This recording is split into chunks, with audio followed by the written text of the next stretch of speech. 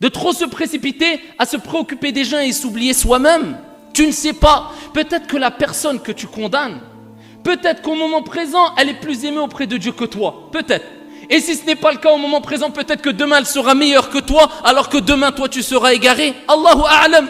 Qu'il est important de se prémunir, de se préparer à cette fin-là, de la meilleure des manières, et entre autres en évitant de condamner, de juger et d'apporter des jugements hâtifs sur les autres en oubliant sa propre personne.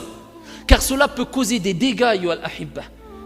Et c'est pour ça le prophète alayhi salatu wassalam nous a rapporté un récit qui, comme on dit, il fait froid dans le dos.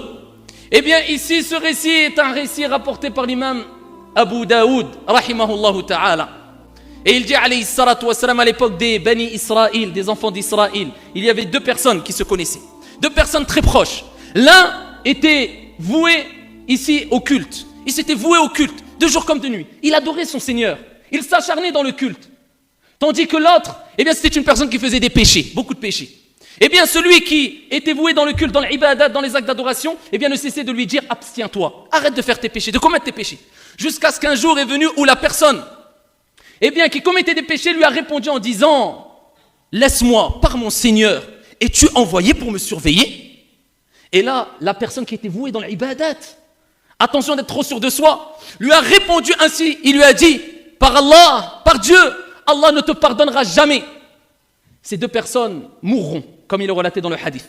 Et ils ressusciteront, bien sûr, devant leur Seigneur, tabaraka wa ta'ala, qui dira, Jalla wa ala, et il interpellera la personne qui a dit, Dieu ne te pardonnera jamais.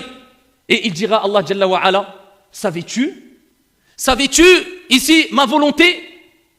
Ou savais-tu, ou est-ce que tu détenais ici l'autorité qu'il y a dans ma main?